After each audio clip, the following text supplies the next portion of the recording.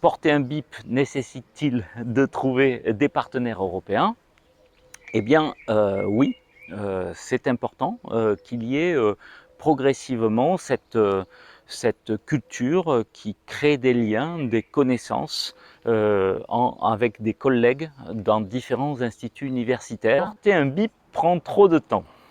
Eh bien, je dirais que c'est tout à fait assumable. C'est-à-dire, si on met le temps, bien sûr qu'il y a un temps supplémentaire, c'est-à-dire qu'on va devoir s'adresser à d'autres étudiants qu'on ne connaît pas, autres que ceux de notre promotion. Mais c'est quand même, en tout cas, la façon dont nous on l'a conçu, c'est que c'est de toute façon une activité pédagogique qui aurait été proposée à nos étudiants. Donc de ce point de vue-là, ça ne coûte pas plus de temps. Ce qui coûte plus de temps, c'est qu'on rajoute des contacts et donc on rajoute des élèves dans le processus pédagogique. Porter un BIP nécessite un niveau trop élevé en langues étrangères. Alors là, pour le coup, je suis le bon témoin pour ça. Je n'ai pas un très bon, a very good level in English, but je peux quand même animer des ateliers en anglais. Il y a plusieurs façons de faire. D'abord, l'intérêt de ne pas parler trop bien anglais quand on veut que les étudiants fassent l'effort de s'exprimer en anglais. Ça, je trouve que c'est remarquable parce que comme ils voient que je fais l'effort, bien que je ne parle pas très bien anglais, eh ben, je peux leur demander de faire un effort équivalent.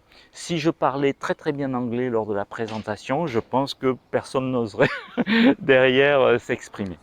Deuxième chose, à l'échelle européenne, pour aucun des participants au BIP, ce n'est la langue natale. Ça veut dire que tous les gens qui viennent, même s'ils ont un niveau B2 en anglais, je crois que c'est l'exigence pour pouvoir participer, c'est quand même, ils ne parlent pas un anglais fluide, très rapide, etc. Et puis chacun fait l'effort pour que l'autre puisse comprendre. Ça, c'est la première chose. La deuxième chose, chaque BIP est accompagné d'un budget européen.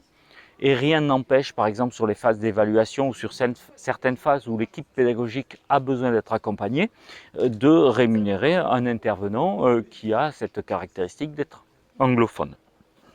Et ensuite, encore une dernière chose, nous avons choisi d'impliquer des étudiants des promos supérieurs dans ce projet européen, dans le cadre d'UE optionnel. Et donc, au début de chaque année, on demande à quels étudiants suffisamment à l'aise en anglais accepteraient de venir nous aider dans l'animation. Et en général, on a toujours des candidats. C'est un BIP n'a aucun rapport avec mon métier de formateur. Alors là, pour le coup, en tout cas, le BIP nous a obligés à faire des efforts d'ingénierie pédagogique, puisqu'il y a 3 jours en distanciel. Ça veut dire qu'il faut animer des ateliers.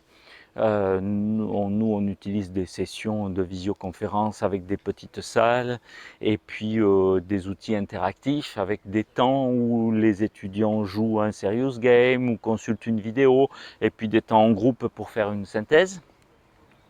Finalement, ça nous a permis de développer nos compétences pédagogiques, notamment par rapport au distanciel, et peut-être de décrire assez précisément le process. Le travail de conceptualisation est surtout important la première fois. Et puis les autres années où on renouvelle le BIP, on fait des améliorations à la marge de notre process pédagogique. Mais donc ça a bien un rapport avec le métier de formateur, et centré sur la pédagogie plus que sur le savoir. Il n'y a pas de bénéfice après l'organisation d'un BIP, ou seulement à court terme. Alors là aussi je m'inscris un peu en faux. Il y a beaucoup de bénéfices. Ce qui est des formateurs, ça permet vraiment de s'ouvrir aussi.